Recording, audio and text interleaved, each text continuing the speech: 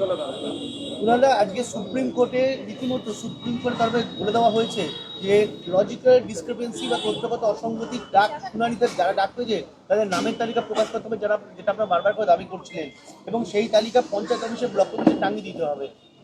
দেখুন, এসআইআর নিয়ে যে বিজেপির নির্দেশে নির্বাচন কমিশন যেভাবে মানুষকে হয়রানি করা, কারচুপি করার চেষ্টা করা, নাম বাদ দেওয়া, এই যে প্রসেসটা চালাচ্ছিল, এটা রুখতে মানুষের স্বার্থে মমতা বন্দ্যোপাধ্যায়ের নেতৃত্বাধীন তৃণমূল কংগ্রেস যে যে দাবি করেছিল, আজ সুপ্রিম কোর্ট যা তাদের পর্যবেক্ষণ, তাদের রায়, তাতে কিন্তু মাননীয় মমতা বন্দ্যোপাধ্যায়ের দাবি, মানুষের স্বার্থে যে দাবিগুলো, সেগুলো মান্যতা পেয়েছে।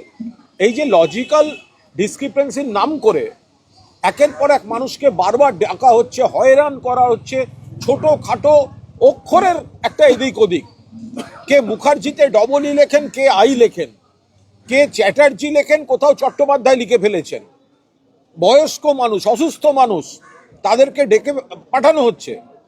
আমাদের দাবি ছিল, নেত্রীর দাবি ছিল, যাদের ডাকা হচ্ছে ফতোয়া দিয়ে বিজেপির নির্দেশে, আজকে বিজেপিও একটা চিঠি দিয়ে বললো এদের ডেকে পাঠান, সঙ্গে সঙ্গে ডেকে পাঠানো হচ্ছে, এসব চলবে না। সেক্ষেত্রে নাম পরিষ্কার টাঙিয়ে দিতে হবে, প্রকাশ করতে হবে। তো সুপ্রিম কোর্ট আজ বলেছেন যে হ্যাঁ, যাদেরকে এই লজিক্যাল ডিসক্রিপেন্সি বলে ডাকা হচ্ছে, তাদের নামের তালিকা পরিষ্কার প্রকাশ করতে হবে, টাঙিয়ে দিতে হবে।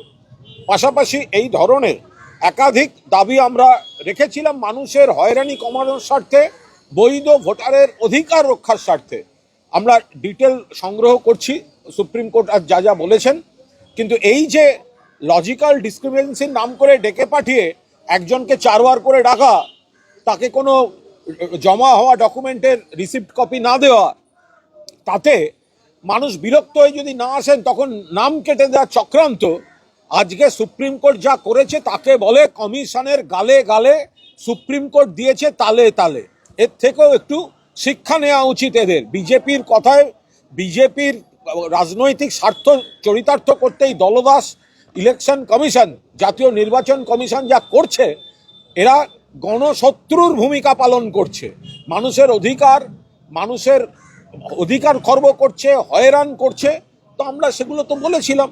এবার সুপ্রিম কোর্টের রায়ে দেখা যাচ্ছে যে মানুষের হয়রানি কমাতে আর বিজেপির এই কুৎসিত কাণ্ড কারখানাগুলো থামাতে এসে আমরা সেই ডিটেল রায় আমরা নিশ্চয়ই পর্যালোচনা চলছে। শুনানিতে সওয়াল করার জন্য যে কোনো ভোটার কাউকে নিয়োগ করতে পারবেন, এমনকি বিএলএ নিয়োগ করতে পারবেন, তৃণমূলের দীর্ঘদিনের দাবি ছিল। আমরা বারবার বলেছিলাম বিএলএ 2কে হিয়ারিংয়ে যেতে দিতে হবে, কারণ বিএলএ 2, আমরা তো বলিনি শুধু যে শুধু তৃণমূলের বিএলএ 2দের যেতে দিতে হবে, আমরা বলেছি সব পার্টি। এখন অন্য পার্টির যদি বিএলএ 2 না থাকে, তার দায়িত্ব তো আমরা নিতে পারবো না।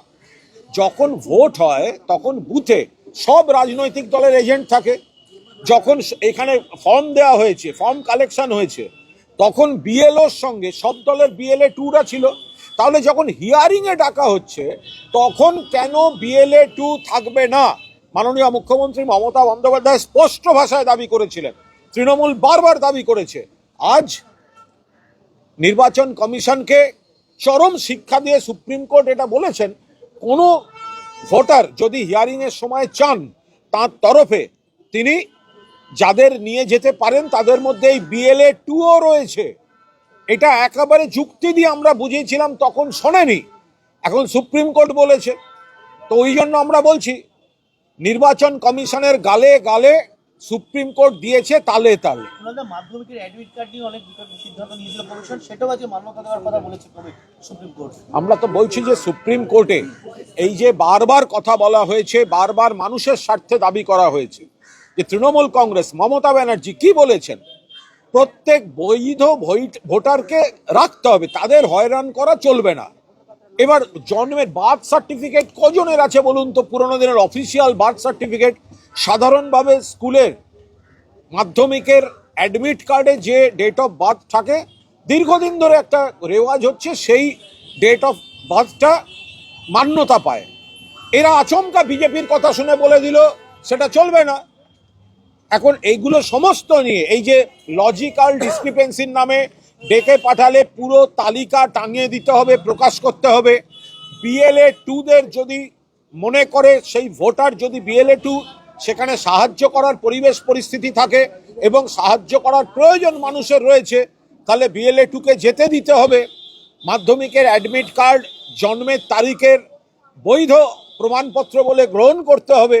তো এইগুলো সুপ্রিম কোর্ট যখন এদের যুক্তি বুঝতে পারছেন, এর অনেক আগে তো নির্বাচন কমিশনেরই এগুলো বোঝা উচিত ছিল, তো সেগুলো তারা বোঝেননি বলেই গোটা বিষয়টা গেছে। এটা তো বিজেপি নির্বাচন কমিশনকে বেইজ্জতটা করালো সুপ্রিম কোর্টে, নিজেদের পার্টি অফিস দলদাস শাখা সংগঠন হিসেবে ট্রিট করতে গিয়ে সুপ্রিম কোর্টে নির্বাচন কমিশনের মুখ পোড়ালো বিজেপি।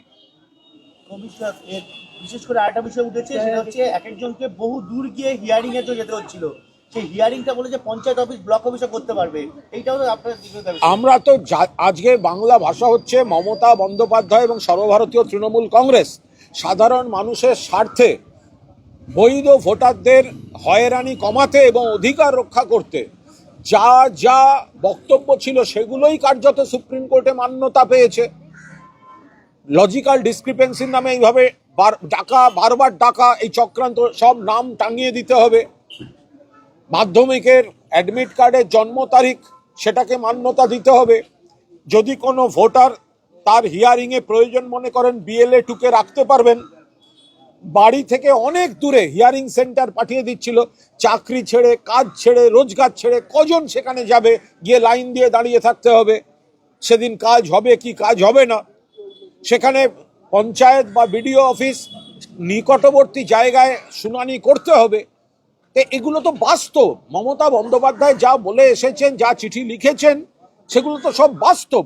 ফলে মমতা বন্দ্যোপাধ্যায় সেই দাবিগুলো পুরোপুরি মান্যতা পেয়েছে। আসানসোলে আজকে ধুমধুমার এই নির্বাচন কমিশনে 7 নম্বর ফর্ম জমা দিতে যাচ্ছিল বিজেপির অভিযোগ, হাত থেকে ফর্ম ছিনিয়ে নেওয়া হয়, জ্বালিয়ে দেওয়া হয়, তুমুল মারপিট, পুলিশ ছিল না দাবি। দেখুন, এগুলো তো একটা চক্রান্ত করছিল। এই যে ডিলিট করার ফর্ম, 7 নম্বর ফর্ম, বিজেপি নেতাদের গাড়ি থেকে হাজার হাজার ফর্ম তৈরি এরা উদ্ধার হচ্ছে। তারা বসে বসে জেনুইন ভোটার তাদেরকে হয়রান করার জন্য, বিজেপির এই লেটার হেডে এক নেতার চিঠি পাওয়া গেছে, এটা প্রমাণ হয়ে গেছে, ওরা লিখে দিলে নাম ডিলিট হচ্ছে, আবার ফর্ম। তো সেখানে মানুষ ক্ষুব্ধ যে এইভাবে জেনুইন ভোটারদের নাম উড়িয়ে দিচ্ছে ইত্যাদি ইত্যাদি। এই যে আমরা এখন বসে রয়েছি জোড়াসাঁকো বিধানসভা কেন্দ্রে, এখানে প্রাক্তন বিধায়ক সঞ্জয় বক্সি রয়েছেন, স্মিতা বক্সি রয়েছেন, যুবনেতা সৌম্য বক্সি রয়েছেন, সাধারণ মানুষের স্বার্থের ক্যাম্প। তো এখানেও তো বারবার দেখা যাচ্ছে যে মানুষকে যে যে কারণে ডেকে পাঠানো হচ্ছে, তো তারা এসে বলছেন সমস্ত ডকুমেন্ট দিয়েছেন, তারপরেও এদেরকে হিয়ারিংয়ের জন্য ডেকে পাঠানো হচ্ছে। তো ফলে এখন আজকে সুপ্রিম কোর্টের রায়ের পর এবার তো তালিকাটা টাঙাতে হবে। এবার অন্যায্য কারণে যাদেরকে ডাকা হচ্ছে সেটা তো প্রমাণ হয়ে যাবে যে আজ বিজেপি বলছে রাত্রে নোটিশ দিচ্ছে, আগামীকাল থেকে পাঠানো হচ্ছে। বিজেপির দালাল, বিজেপির এজেন্ট এই নির্বাচন কমিশন। বলছি একটু এসআই থেকে বাইরে গিয়ে, সিঙ্গুরের মাটিতে গতকাল প্রধানমন্ত্রী দাঁড়িয়ে এসেছেন, কিন্তু সিঙ্গুরের শিল্প নিয়ে তার মুখে কোনো শব্দ নেই। তাহলে কোথায় এত আশ্বাস? এটা তো আমরা তো গতকালই বলেছি, এ তো পরপর বিজেপি সেম সাইড গোল। এই যে এত এত ঢাক ঢোল পিটিয়ে সিঙ্গুরে গিয়ে তাঁবু ফেললো, সিঙ্গুরে গিয়ে সার্কাসে তাঁবু ফেলেছিল। তো ওখানে যে সিঙ্গুরে হ্যান বলবে, ত্যান বলবে বিজেপির এই আধা কুচো নেতাগুলো, সেই সঙ্গে বিজেপির পো ধরা ওই CPM কংগ্রেসের একাংশ, হ্যান বলেগা ত্যান বলেগা বলে তো অনেক বড় বড় কথা বলেছিল। নরেন্দ্র মোদী একটা শব্দ উচ্চারণ করেনি সিঙ্গুর নিয়ে। তার কারণ সিঙ্গুরে মমতা বন্দ্যোপাধ্যায়ের আন্দোলনটা কখনোই শিল্প বিরোধী ছিল না। শিল্প হতো শিল্পের জায়গায়, জোর করে 3 ফসলি কৃষি জমি দখল করা, নিয়ে প্রাইভেট পার্টিকে দেয়া, এটা জমি নীতির একটা মৌলিক প্রশ্ন। মমতা বন্দ্যোপাধ্যায়ের আন্দোলনটা পরবর্তীকালে গোটা দেশের কৃষক আন্দোলন হয়ে গেছিল, জমির অধিকার রক্ষার আন্দোলন। তো নরেন্দ্র মোদী খুব ভালো জানেন ওই নিয়ে কথা বলতে গেলে এমনি তার কৃষক বিরোধী ইমেজ বিজেপির আরো 16.5 আনা সর্বনাশ হবে। তো সেই কারণে এই সমস্ত 2 আনা 4 আনার এগুলোর কথায় কান না দিয়ে উনি ভালোই ভালোই বিষয়টা এড়িয়ে গেছে। বেলডাঙ্গা পরিস্থিতি আজকে একটু উন্নত হয়েছে, পুলিশ উঠমাস শুরু করেছে, কিন্তু কেউ কি উস্কানি ছিল? মানে এত বড়, আমরা তো বারবার বলছি পুরোটাই উস্কানিতে হয়েছে। যারা ধরা পড়েছে দেখুন না কোন সংগঠনের, কারা করেছে, আমরা তো বারবার বলেছি বেলডাঙ্গায় উস্কানি, মানুষের ক্ষোভটা ন্যায্য ক্ষোভ। এক হচ্ছে এসআইআর এর হয়রানি, দুই হচ্ছে অন্য রাজ্যে পিটিয়ে মারা। মানুষের ক্ষোভটা ন্যায্য ক্ষোভ, কিন্তু সেই ক্ষোভটাকে কাজে লাগিয়ে মানুষকে বিভ্রান্ত করে উস্কে দিয়ে যারা এই অশান্তি করতে চাইছেন তারা বকলমে বিজেপির পারপাস সার্ভ করছেন। আমরা তো সংখ্যালঘু ভাই বন্ধুদের বলেছি, মুসলিম ভাই বন্ধুদের বলেছি যে আপনাদের ওরা হয়রান করছে, এবার আপনাদের দিয়েই যদি গন্ডগোল করায় তাহলে তো বিজেপির ন্যারেটিভ, বিজেপির ফাঁদে আপনারা পা দিচ্ছেন। মাননীয় মুখ্যমন্ত্রী রয়েছেন, তৃণমূল কংগ্রেস রয়েছে, গোটা বাংলা রয়েছে, সেখানে আপনারা কেউ এমন কোনো কাজ বিজেপির দালালদের পাল্লায় পড়ে করবেন না যাতে সংখ্যালঘুদের সম্পর্কে বিজেপি আরো রাজনৈতিকভাবে কুৎসা করার সুযোগ পায়। তো এর পেছনে একটা নতুন গদ্দার, এর পেছনে বকলমে বিজেপির ফায়দা হচ্ছে, এবং অন্য একটি সংগঠন, সেও বিজেপিরই সব মানে মুখোশধারী এজেন্টগুলোকে দাঁড় করিয়েছে, সেগুলো তো ধরা পড়েছে। মেসি মারাদোনার মূর্তি, রাষ্ট্রে মেসি মারাদোনার মূর্তি তৈরি করা হয়েছিল, সেটা নিয়ে যে কোর্টে মামলা হয়, সরকারি রিপোর্ট তলব করা হয়েছে, সরকারি জমিতে কেন এই মূর্তি তৈরি করা হলো? জানি না বলতো। আর লাস্ট পর্যন্ত 2016 সালে এসএসসি পরীক্ষায় বয়সের ছাড় দেওয়া হয়েছিল কলকাতা হাইকোর্টে, সেই নির্দেশে সুপ্রিম কোর্ট স্থগিতাদেশ দিয়ে দিল, ফলে আবার পরীক্ষা। এটা সম্পূর্ণ প্রশাসনিক বিষয়, এটা কনসার্ন যারা আছেন, যে বিভাগ, তাদের আইনজীবীরা, এটা নিয়ে দলের তরফে এই মুহূর্তে আমি কোনো মন্তব্য করব না। Thank you.